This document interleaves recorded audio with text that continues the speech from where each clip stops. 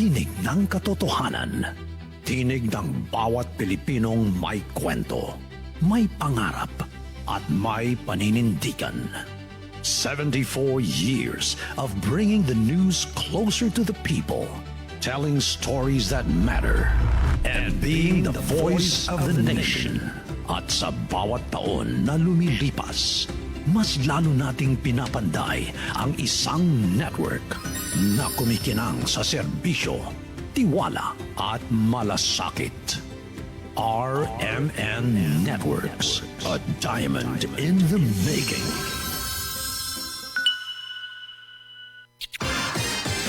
Ito ang DXMY.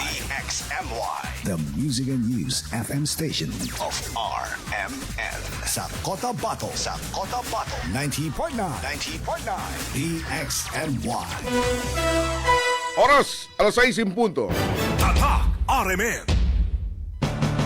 Minsan, hindi mo alam kung ano ang pinag-uusapan, kung sino ang nagtatanong, at kung ano ang tanong. Ngayon, ang tenga't isipan ay buksan. Intindihin ang bawat issue dahil tayo ang apektado. Straight to the point. Ito ang balitaan at talakayan na tunay na diretsahan. Walang paligoy-ligoy, tagos, lubos, umaagos. Straight to the point. Mas malamang usapan, mas mabusising talakayan, komentaryong mas mauunawaan. Straight to the point. Tatak RMN. Radio mo nationwide.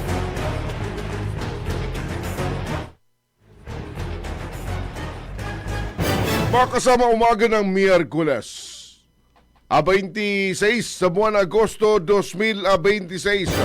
Welcome sa ating programa Straight to the point. hanggang alas 7 ng morning. Magkakarinigan ho tayo para pag-usapan siyempre mga napapanong usapin, balita, mga kinapa dapat niyong malaman, mga nangyari po sa nakalipas na 24 oras. Ating programa live na po napapakinggan dito po sa DXMY 90.9 FM sa Cotabato City. Straight to the point. DXMY 90.9 FM sa Cotabato City, mga kasama. Magandang morning, Radyo Manabs.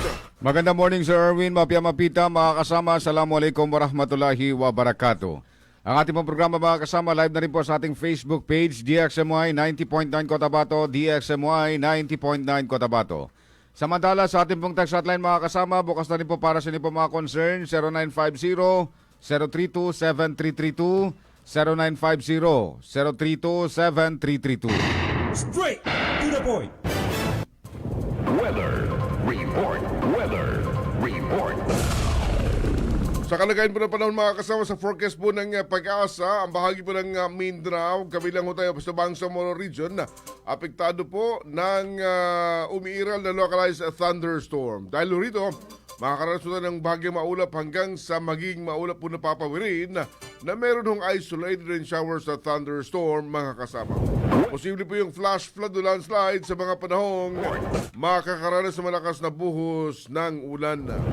Samantala, mga kasama, sa temperatura naman ngayong araw po, naglalaro sa pagitan ng 34 degrees Celsius hanggang 25 degrees Celsius. Sa Cotabato, aabot sa 39 degrees Celsius. Sumikat naman ang araw kanina 5:37 at lulubog mamaya dito po sa Bangsamoro Region na 5:55 ng hapon. Straight to the point. Straight to the point. Mga kasama, sa muli, good morning po sa inyong lahat. Ang bahagi ito po sa atin ng Bangsamoro Federalist Party number 4 sa balot. Straight to the point. Oras naman, alas 6:05 ng umaga, hatid naman Straight to the point. ni Attorney Sheriff Abbas, kandidato sa 1st District ng Cotabato City sa ilalim ng UBJP number 1 sa balot. Straight to the point. Sa muli sa pong napakagandang morning. Good morning. Straight. It's a Wednesday, Radyo Manabs.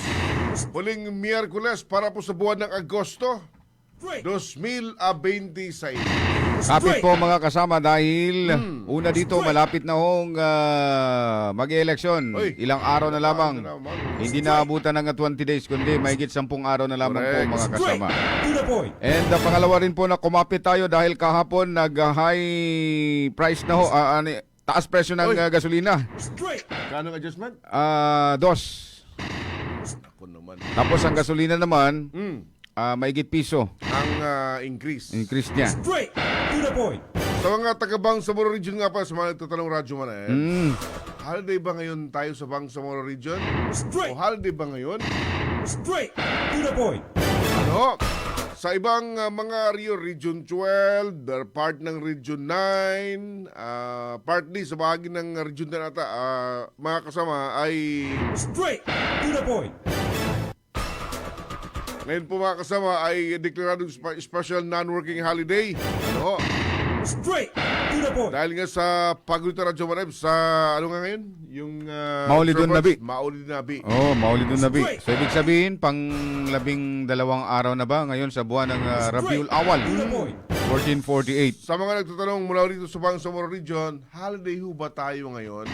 Straight to the point. Base doon sa Bangsamoro Autonomy Act, yung araw na ito, mayroon siyang apelidong holiday. Mhm. Pero yung pangalan, Working holiday. working holiday. Special siya eh. Special siya. Special working holiday. May pasok ko tayo dito po sa Bangsamoro Region Straight. ngayong araw na ito. Sa mga nagtatanong po mga kasama, Straight. may pasok aron na class, aron opisina sa guna. Pero yung mga ibang mga paaralan, especially yung mga private nag-anunsyo na sila ng okay. suspension ng kanilang kaso, ng kanilang Klase. klase. Like for example, ang Notre Dame, ang RBM, suspended po yung kanilang klase ngayong araw. Ito lang alam sa ibang mga private school dito sa atin kasamang Sir Erwin. Straight to the point.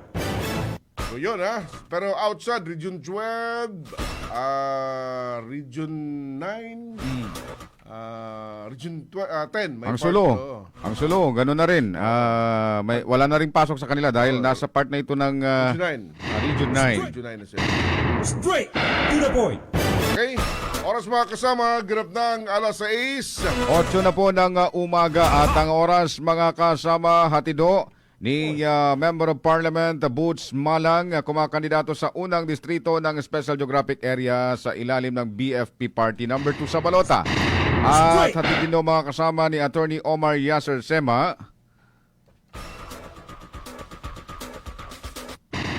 First nominee ng Bangsamoro Party o BAPA number 2 sa Balota.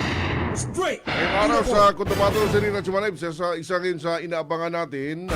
Inabangan po ng bawat isa. Of course, yung mga butante. Butante. Oo, dahil ngayong araw, nakatakdang gagawin ito. First time. May kinalaman sa first parliamentary election. Magkakaroon po ng election debate mga kasama. Ito yung gusto natin. Oo. Dahil dito natin maririnig, dito natin malalaman kung ano ba yung mga plataforma di gobyerno o kaya naman kung papaano sasagot yung mga debaters. Straight. Dahil sa pagkakaalam ko sa tanang buhay ko, unang pagkakataon kong Kapanood. makapanood ng ganito na dito mismo sa atin, sa lugar natin sa Bangsamoro Region na May mayroon debate. pong debate. Straight Maganda to. to the Oo. point. So, aring ka na ho yan. Base po sa schedule mga kasama, gagawin ho yan 1:30 ng hapon hanggang 5 ng hapon mamaya. Straight to the point. And yung event na mga kasama, itong programang ito, inorganisaw ito ng Institute? Yung Institute for Autonomy and Governance o IAG. Straight. Mas maigi maki-update tayo ano po yung mga inaasal natin for today, sino-sino po yung mga kalahok, and ano yung nais na ma-achieve ng organizer mga kasama. Nasa linya Radyo Manat. Nasa linya ng ating komunikasyon mga kasama, si Ma'am Professor Sheila Algabre, ang tagapagsalita ng IAG, kaugnay nga dito sa nakatakda na lalapit na debate. Magandang morning po, Ma'am Professor Algabre, sa DXMI po kasama si Manager Sir Erwin Cabilbigan at Sabang po. Good morning, Good Ma'am. morning, Ma'am Sheila. Good morning sa inyo at good morning sa listeners ng DXMY. Una po dito, kumusta po kayo, Ma'am Prof? Okay naman, salamat sa pagtatanong. Okay naman tayo. Opo, diretso po tayo. Nakatakda yatang isasagawa itong debate para sa mga kumakandidato o mga miyembro ng RPPs. Paki-elaborate po ito siya, ma'am. Ito pong nakatakdang debate po. Yes, bukas na no yung ating nakatakdang first BARM parliamentary elections debate no. Bukas Thursday, August 27, ito ay gaganapin sa Notre Dame University Gymnasium no. So magsisimula tayo 1:30 ng hapon at magtatapos tayo ng sa first part alas 5 at yung second part hanggang alas 6, no. So yan po yung mangyayari bukas, no. Gaganapin po yan. Etong debate na to, una is ginawa po natin to dahil alam natin na medyo bago sa atin yung parliamentary system dito sa BARM, no. So karamihan ng ating mga mamamayan hindi pa masyadong naintindihan kung ano yung parlamento, no, na uri ng ating panggobyerno. So ito ay isang pagkakataon una sa mga botante na kung saan makikilala nila yung 13 political parties na tumatakbo para sa BARM parliamentary elections, ano ang kanilang mga plataforma at ano ang kanilang mga stance, no, sa mga iba't ibang issues na meron na kinakaharap ng BARM at haharapin pa ng BARM, no. So at nang sa gayon yung ating mga botante ay magkakaroon ng pagkakataon na mamili, no, kung sino talaga yung karapat-dapat na mga leaders na nanggaling sa 13 political parties na makakatulong, no, sa mga programa, no, at sa mga issues makakatugon dun sa ating mga pangangailangan sa BARM.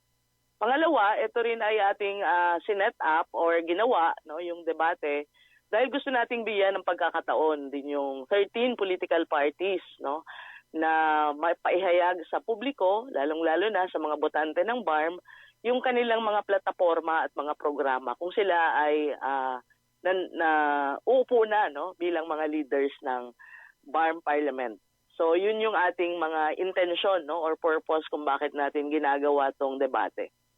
Opo. Ano po yung protocol dito, ma'am? Alam natin na lahat ng mga membro ng 13 RPPs dadalo yung mga representative nila. Ano yung mga protocols dito na pwedeng makapasok po sa venue para sa debate sa mga taga-suporta? Yes. Una, medyo limited yung ating on-site audience, no?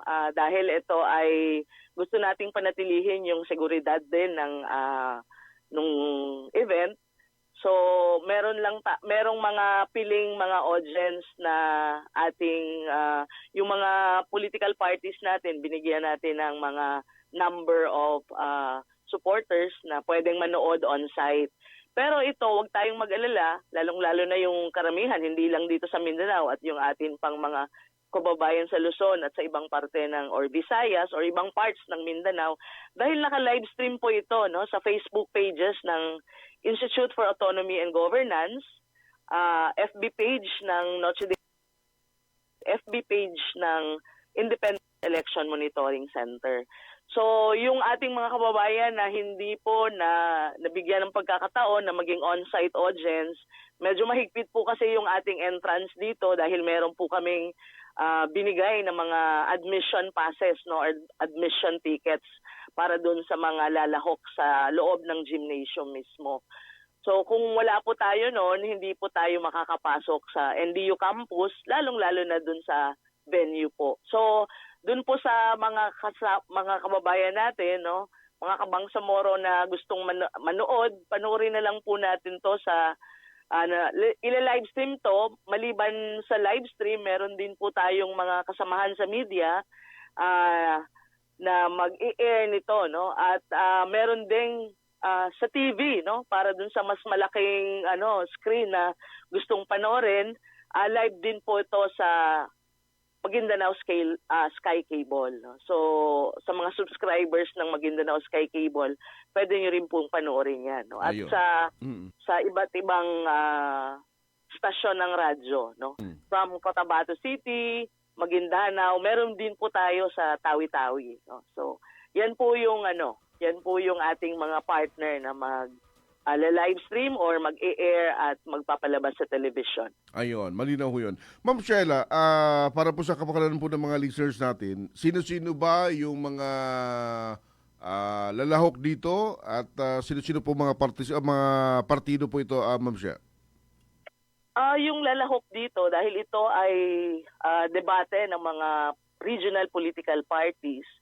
So yung 13, no, na regional political parties, no, siyempre yung ABOT, no, Bangsamoro Party, Best Party, BFP, BGC, Isama, UBJP, yung ating Raayat, yung PBB,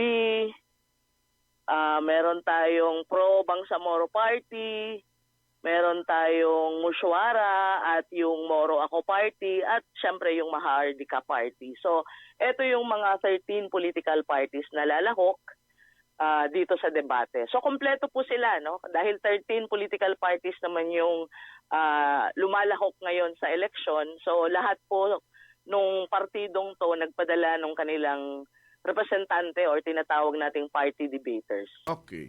So bukas, sa debate proper, ano po yung mga style na design po ng IAG para po rito, ma'am?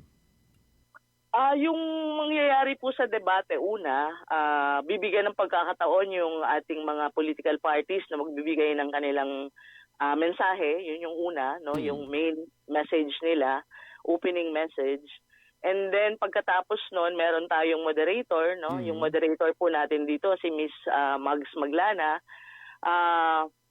Doon na po magsisimula yung Q&A, no? Yung main question and answer portion. So siya yung magtatanong ng mga katanungan na iikot sa tatlong themes, no? Una, yung theme ng economy and human development.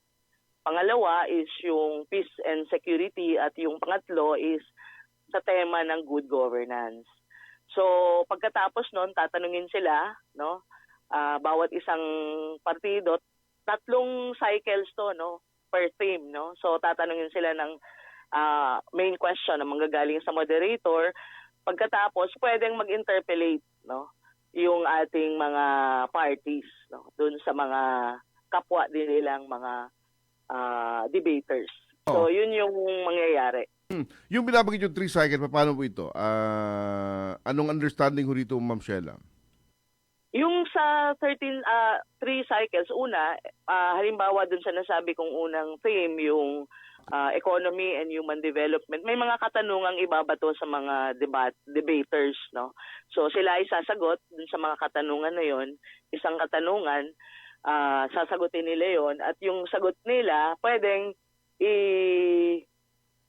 interpellate nung kapwa nila debater din. So, yun yung ating paraan nung debate.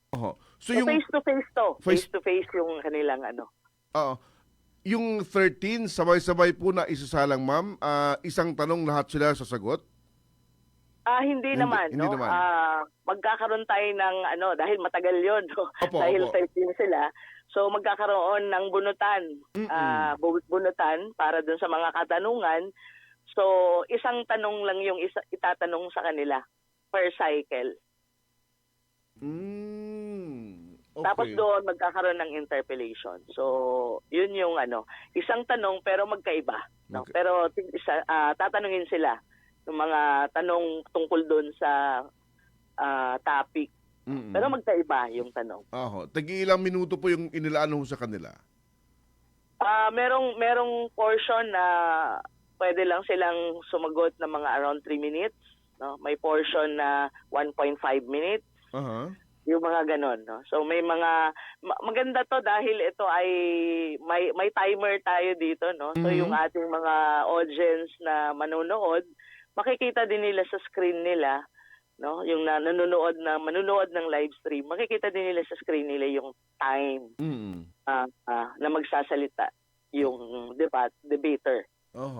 Kung marapatin po ninyo, pwede bang pangalanan sino po yung ipinadala ng bawat political party na magiging kinatawan nila, ma'am? May listahan ho kayo ngayon? Sandali ha. Titingnan natin yung mga debaters. So yung atin pong mga debaters, 13 po to sila. Yung sa Alliance of Bangsamoro Tri-People's Party or ABOT, Emran Muhammad, no? Si Mr. Emran Muhammad. Para naman sa partido ng BAPA, si Attorney Omar Yasser Sema. Okay. So para sa partido, Best Party is Attorney Al-Rashid Balt. Para sa Bangsamoro Federalist Party, si Attorney Nagib Sinarimbo. Para sa BARM Grand Coalition, si Mr. Amir Mawalil. Para sa ISAMA or yung Indigenous Settlers, Sama and Minorities Alliance Party, si Dr. Abdul Hashim Kashim.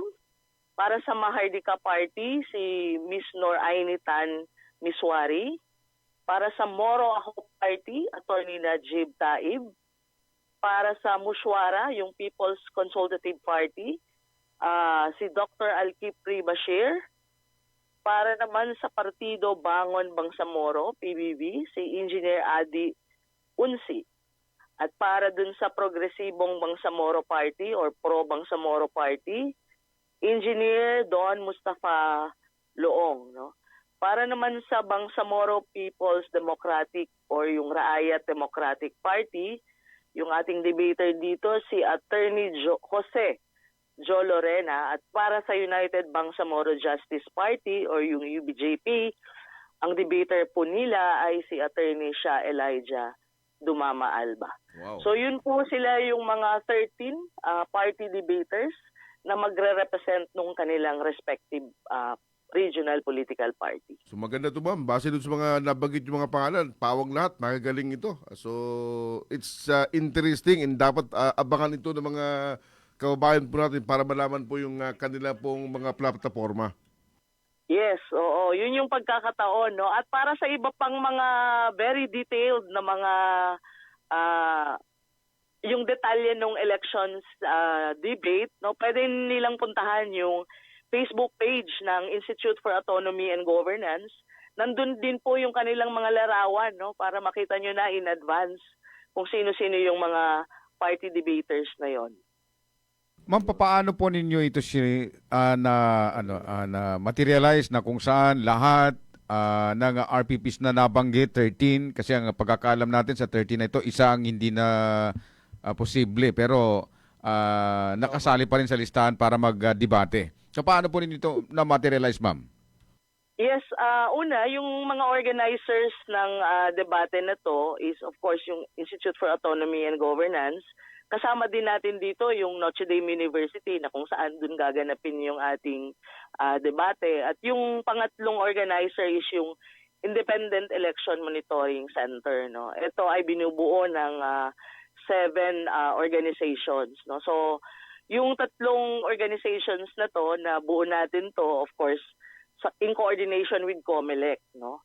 At syempre, yung ating debate is in accordance with the guidelines na siniset ng COMELEC para sa mga organisasyon na gustong mag-sponsor, no, or mag-organize ng mga debates on election. So ito ay sumusunod tayo dun sa guidelines ni COMELEC. So ang ginawa po natin dito, of course, inimbitahan natin yung mga party presidents ng 13 political parties. Binigyan natin sila ng pagkakataon na lumahok dito dahil ito nga ay mas wide yung coverage. Alam naman natin na nangangampanya din sila, no?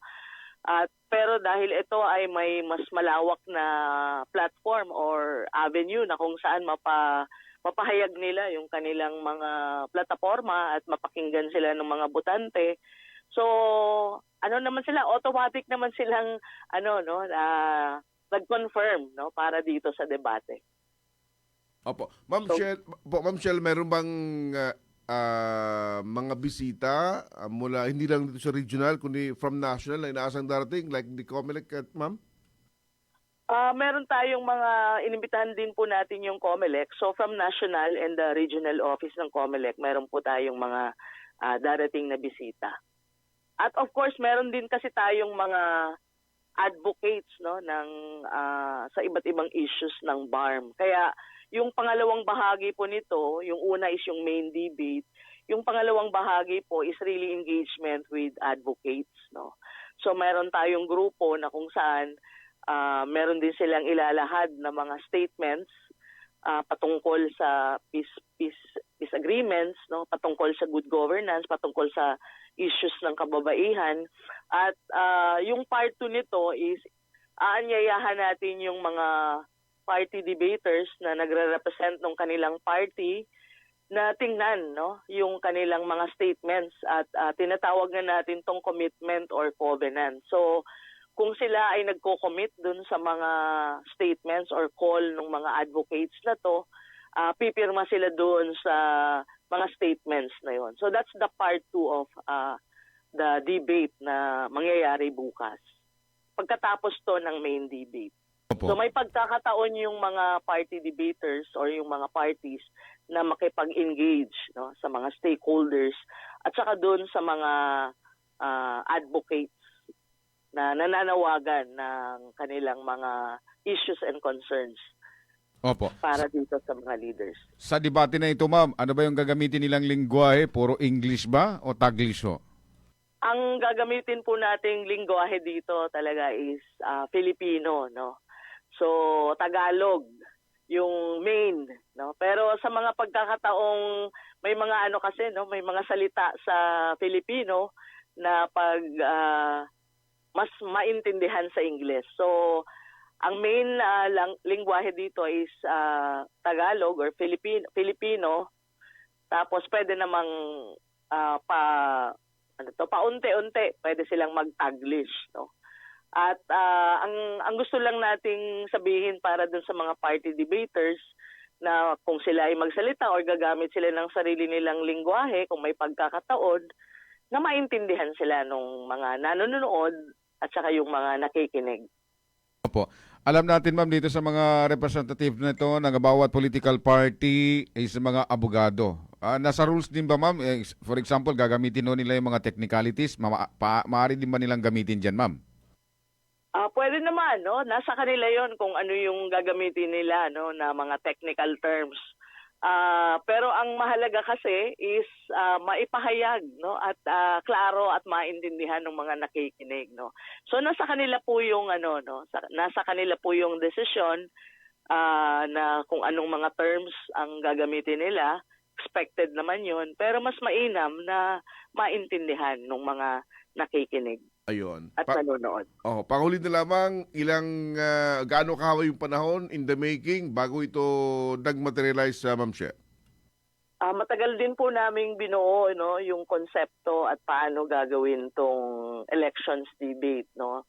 Nagsimula pa po kami nung June, no, na pag-usapan na itong activity na to. So finally bukas mangyayari na, no. So exciting to para sa ating lahat.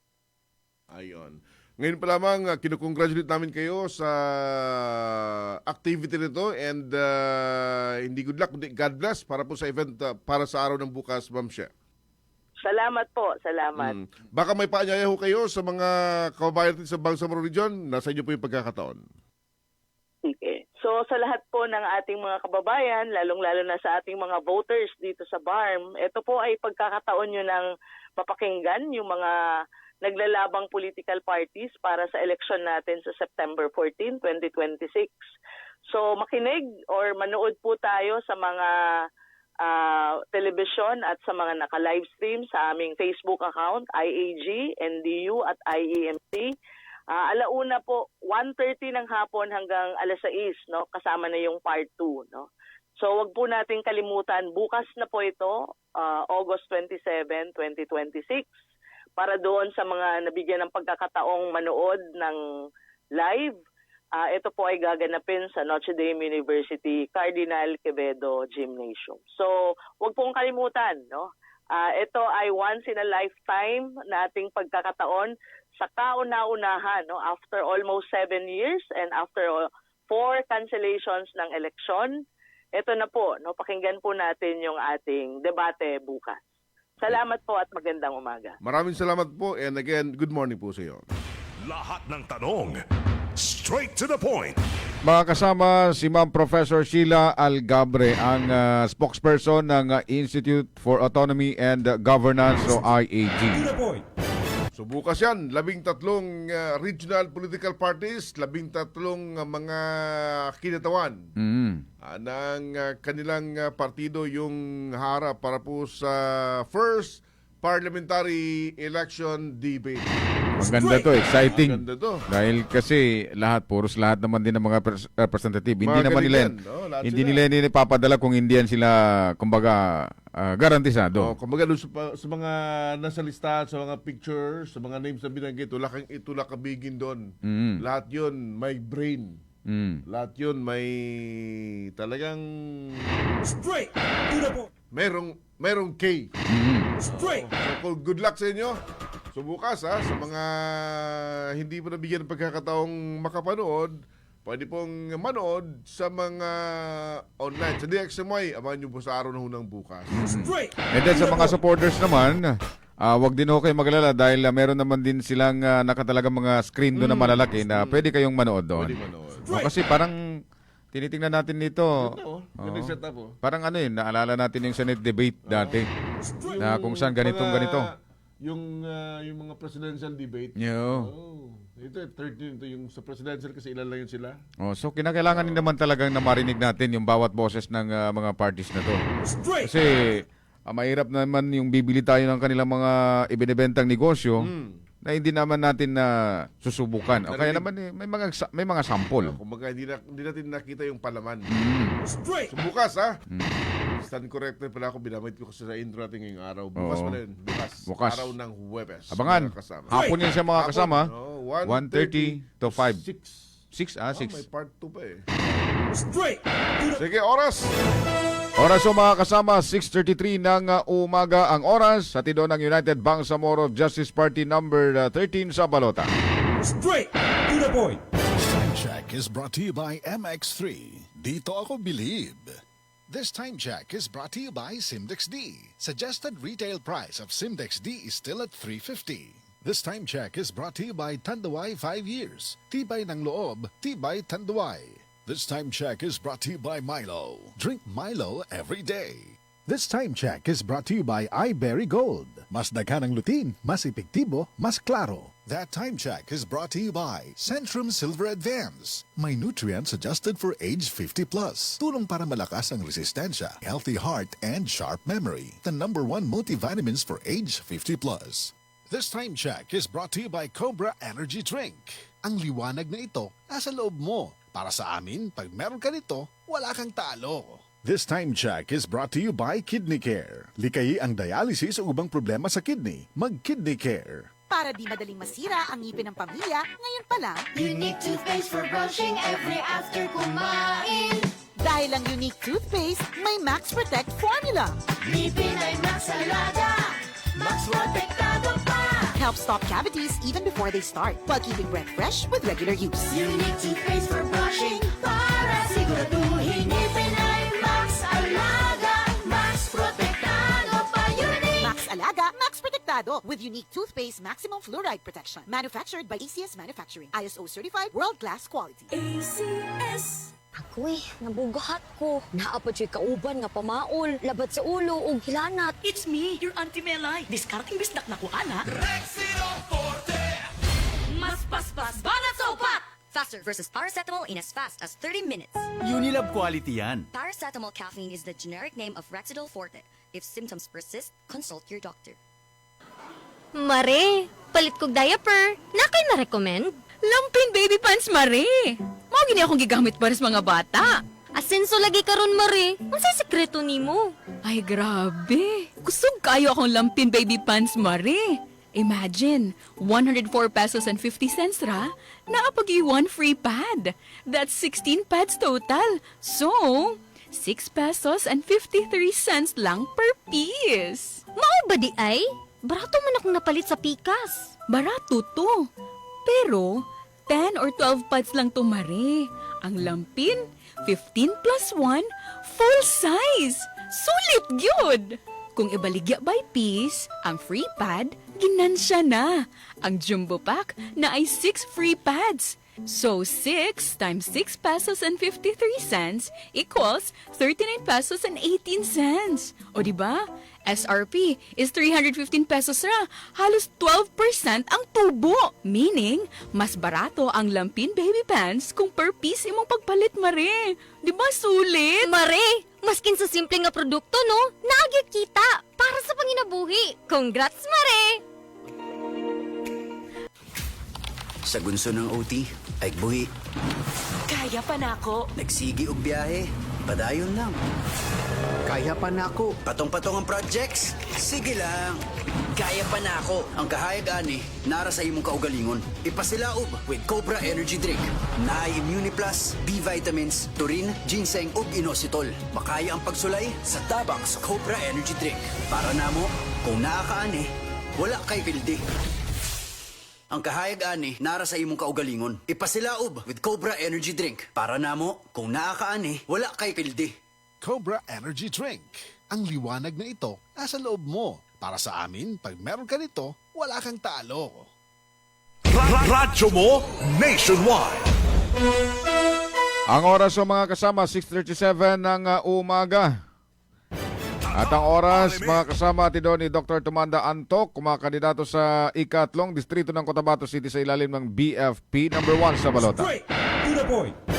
At din mga kasama ni Sultan Dato Teng Gumbila, first nominee ng traditional leader sa ilalim ng BFP party number 5 sa balota. Straight to the point. Tuloy mga kasama, tanggap tayo ng report Radyo Manebs. Kamalangkot ng mga pangalan, halos gabi-gabi dito mga insidente ng figure accident, ha? Speaking of aksidente kahapon, ganon din. Pero muntik na. hindi naman din natin yung sinasadya kasamang Sir Erwin dahil yung kasunod natin, sinusundan natin, buntutan natin na sasakyan, akala natin dire-diretso lang.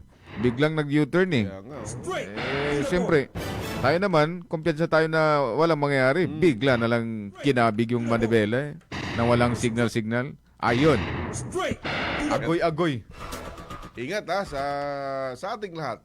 Motorista ka man, motorcycle rider ka man, four-wheel driver ka man, basta tumatakbo sila ng tasangan, even bisikleta Radyo Manebs, o even mga joggers natin. Kaliwat kanan. Naglalakad. Tingnan na hunod talaga ninyo. Pag nasa lansangan ho tayo. straight to the point. Kagabi naman, dito sa lungsod pa ito? Ito mga kasama, 5 katao sugatan sa magkakaiwalay na insidente Dami, kagabi sa lungsod at sa DOS. Detalye ng balita, Radyoman Maestro Rahib Bansaw. XMY. Tata RMN Report. 5 katao ang naitalang nasangkot sa vehicular accident sa magkahiwalay na lugar sa lungsod ng Cotabato at sa Dato Rinsinsuat.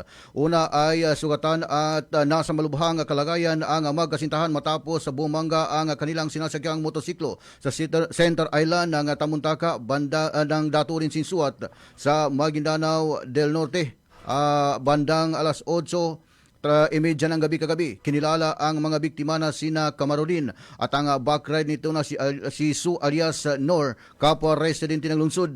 Ayon sa kaanak ni Camarolin, nagkayaya anumano ang dalawa na kumain ng balut sa may cruising awang nang aksidenteng bumangga ang kanilang Honda Click 125 sa Center Island na walang reflector. Tumila po ng dalawa at dahilan sa lakas ng impact at nagtamo ito ng matitinding sugat at pasa sa katawan. Agad naman silang isinugod sa pinakamalapit na bahay pagamutan ng mga unang responde at sa kasalukuyan ay parehong nasa masilang kalagayan. Samantala, Tatlo katao ang duguan ng may sugod sa Cotabato Regional and Medical Center matapos itong masangkot din sa vehicular accident bandang alas 11:30 ng gabi kagabi sa tapat ng City Mall sakop ng RH7 sa Cotabato City. Kinilala ang mga sakay nitong single motorcycle na sina Alexa Alonde at Eman Balios, kapwa staff ng CRMC at papawi na mula ito sa kanilang duty. Na aksidente dahil sa side sweep umano ng kanilang motosiklo na si Pahad Salanganin na driver ng Payong-Payong at residente ng Malagapas RH10 sa lungsod. Sa kasalukuyan ay parehong nasa critical na kondisyon at ginagamot sa CRMC habang nasa ICU, habang patuloy na inimbestigahan ng mga otoridad sa naturang aksidente. Kasama mo sa DXMY 90.9, Radyoman Maestro Rahi, Bansaw Tatak, Armen. Straight to the point. Maraming salamat, Radyoman Maestro Rahim Bansaw. Oras ng mga kasama, 6:40 ng morning. Ang oras naman mga kasama, tidon ni Atty. City Fahani S. Oyod, fourth nominee ng Raayat Party number 12 sa Balota. Samantala, mga kasama, dagdag pang balita.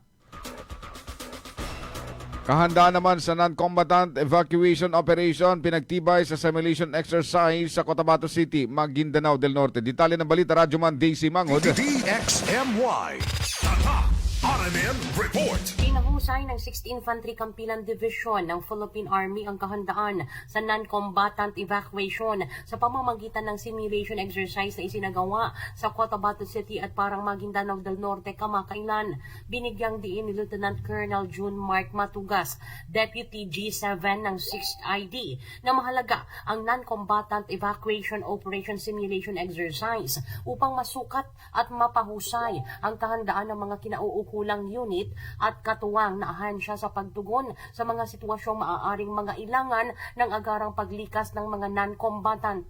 Ang aktibidad ay nilahukan ng mga kinatawan mula sa iba't ibang ahensya sa Bangsamoro Region na naglalayong subukin ang antas ng kahandaan ng mga kalahok sa pagtugon sa mga sakuna at banta sa seguridad. Dagdag pa niya, layunin ng simulation exercise na palakasin ang interagency coordination, tiyakin ang mabilis na deployment at masiguro ang ligtas na evacuation procedures para sa kaligtasan ng mga sibilyan. Ang purpose nitong ating activity ngayon is ma-simulate kung ano yung level ng kahandaan natin regarding sa mga hazards or mga human-induced disasters, kahalintulad na mga scenarios. Tinetest natin, sir, yung ating interoperability sa ating mga kasamang mga ahensya ng gobyerno like dito sa BARM. Scenario natin is meron tayong foreign invasion na nangyayari. Dalawa itong venue natin, meron dito sa Cotabato City, sa coastal area ng Cotabato City, and yung isa naman, sir, andun sa Parang, Maguindanao del Norte o yung Bungo Island. Ang tinig ni Lieutenant Colonel June Mark Matugas, Deputy G7 ng 6th ID. Kasama mo sa DXMY 90.9 Radio Mandaisi Mangud, Tatak RMN. Radyo mo nationwide. Maraming salamat, Radyoman Daisy Mangod, na kung saan nagdala sa ating oras mga kasama, 6:43 ng umagang oras naman, hatidon ni Edgardo Ramirez, mas kilalang Professor Edgar, first nominee ng Christian for Peace sa number 7 sa Balota, at ni Pastor Percival Lagman na number 4 sa Balota para sa Settler Community. Dagdag pang balita mga kasama.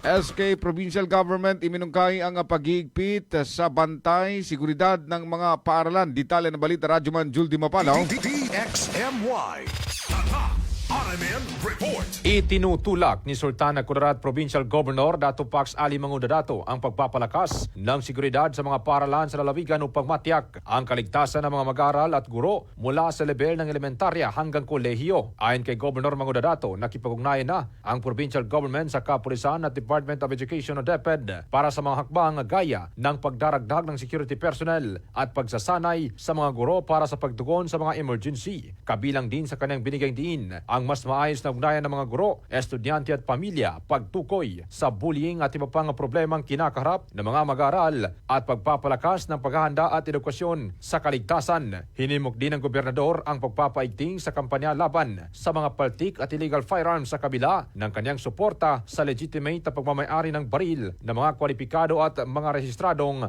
mamamayan. Still want to ensure everyone na ang ating mga paaralan sa lahat po, sa college, sa high school, sa elementary, it remains to be a safe place for all learners, especially our students and at the same token yung ating mga teachers. So we are going to make sure na meron tayong mga actions and measures. We are in touch with the Philippine National Police.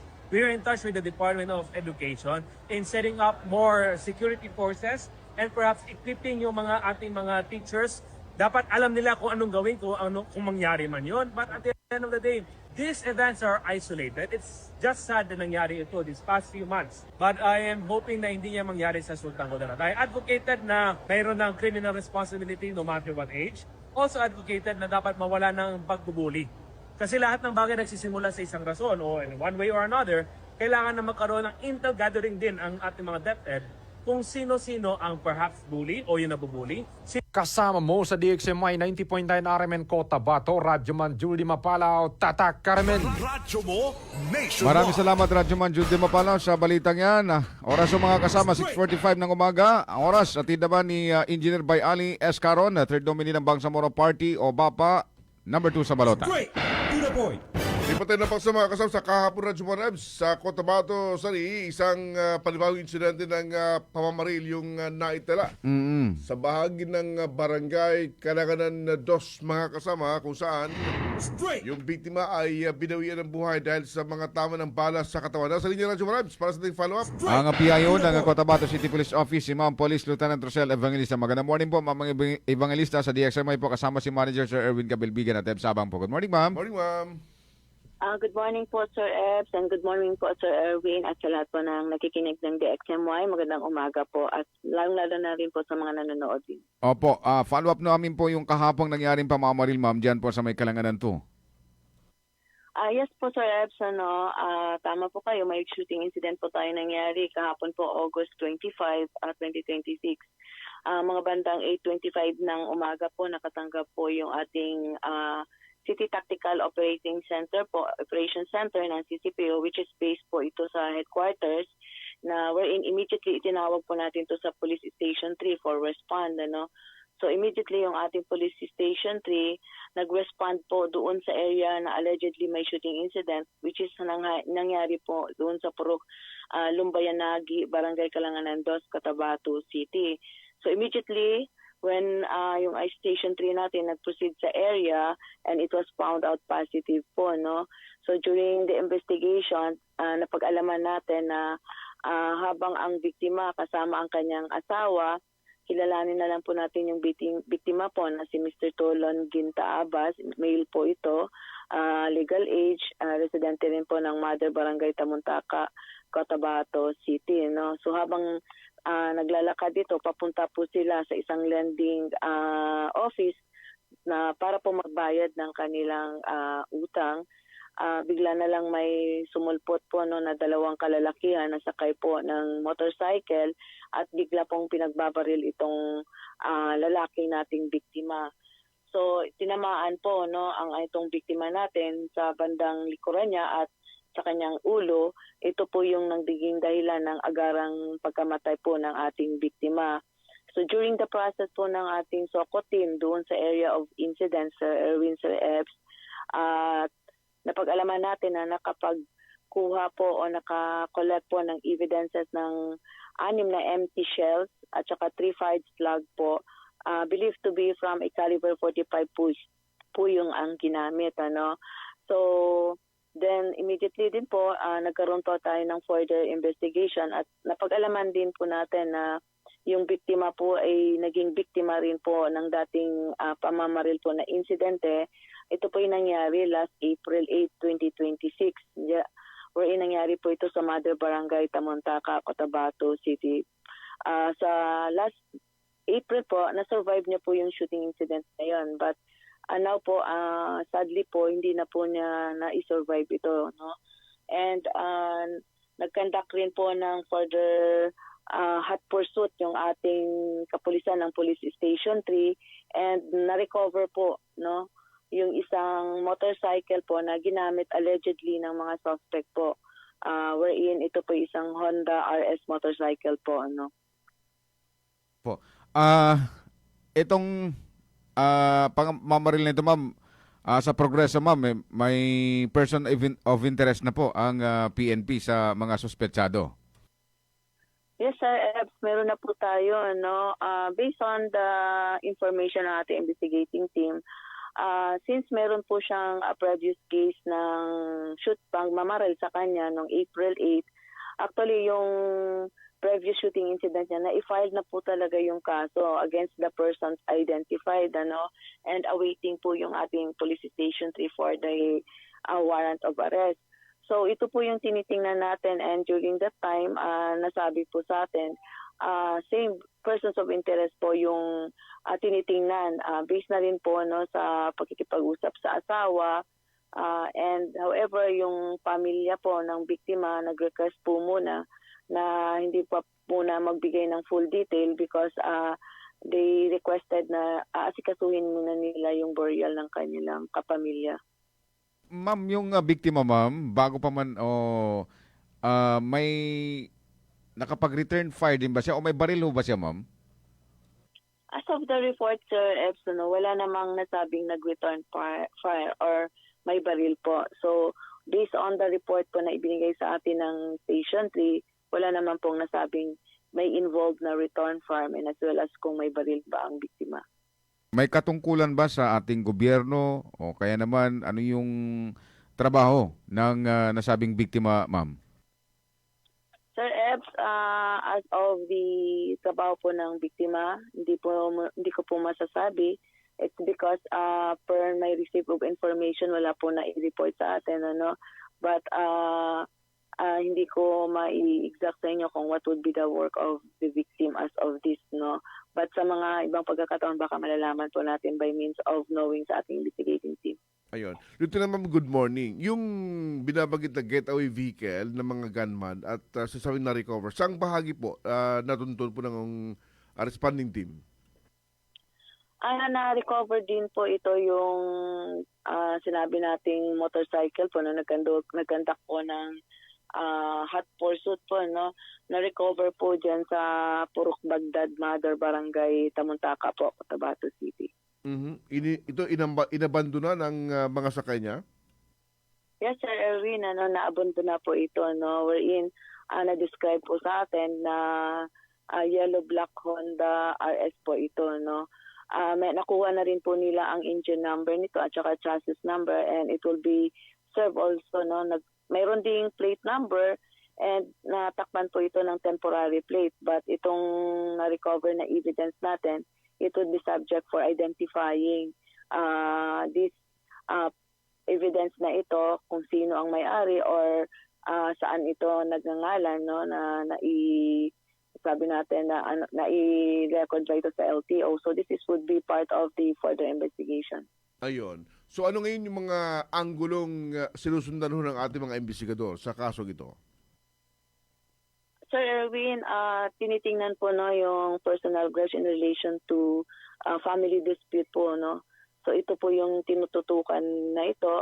Ito po yung motive na i-inform sa atin ng investigating team na mabigat, no, sa during investigation.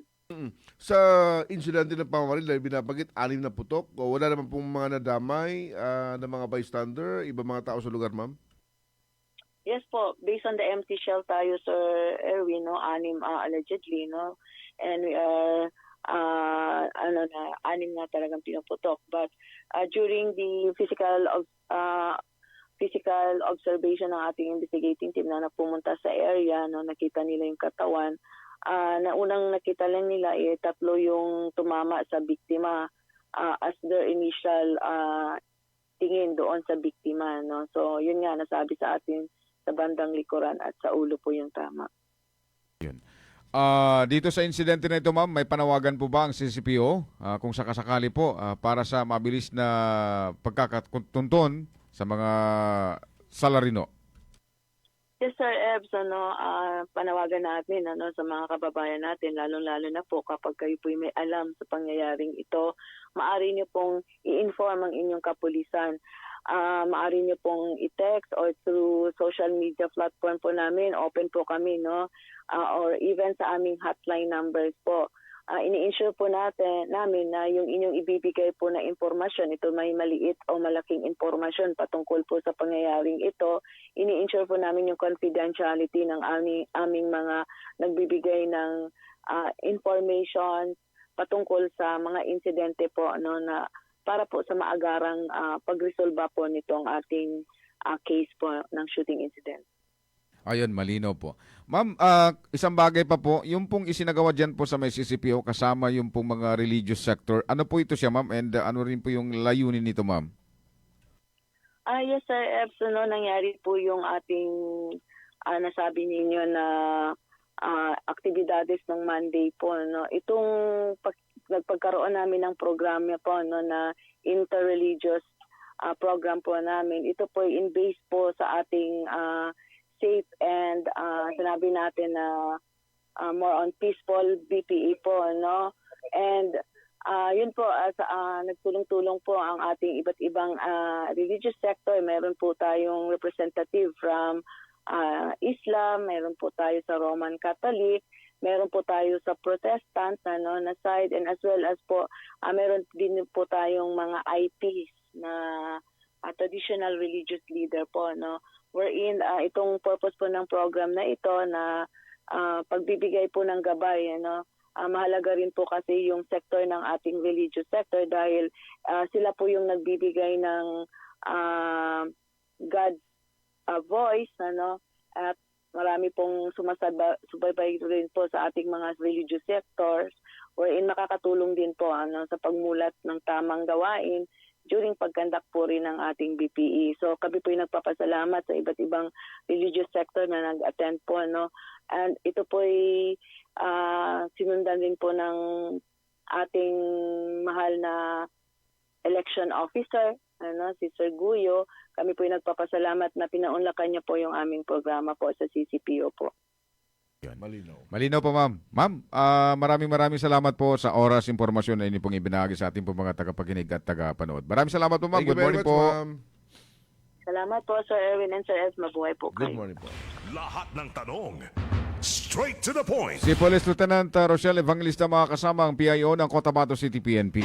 So ayun, yung sa shooting, tukoy na. May persons of interest na. And then yung motorsiklo na ginamit nila, na-recover din sa may Purok, Baghdad. Isang RS motorcycle. Honda RS motorcycle. Kawa naman. Anyway, maganda morning sa ating mga viewers. Si Dato Nasser Okohaji Ali. Good morning sa Bangsamoro at sa inyong dalawa, Sir Ebs and Sir Erwin. Shoutout sa traditional leader of BFP. Vote Sultan, Dato Teng Uko Gumbila, number 5 sa Balota. Watching from Turugan of Kabuntalan, Mandanawi, Darussalam.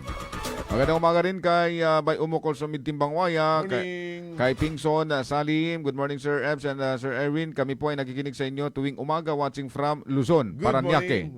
Kamusta ang baha dyan? Kasi ang sabi sa Ombudsman, epicenter, Davao City. Flood control. Nakaloka.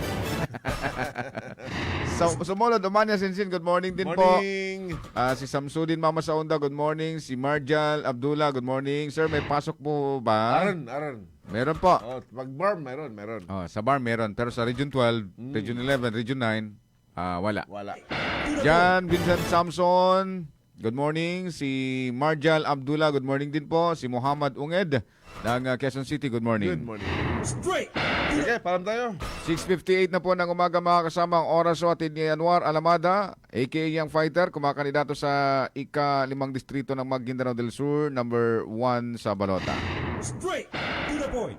Maraming salamat po mga kasama. Ngayon po ay araw ng Wednesday, Arba Saguna, Maulidun Nabi. May pasok pa rin sa Bangsamoro Autonomous Region in Muslim Mindanao, August 26, 2026.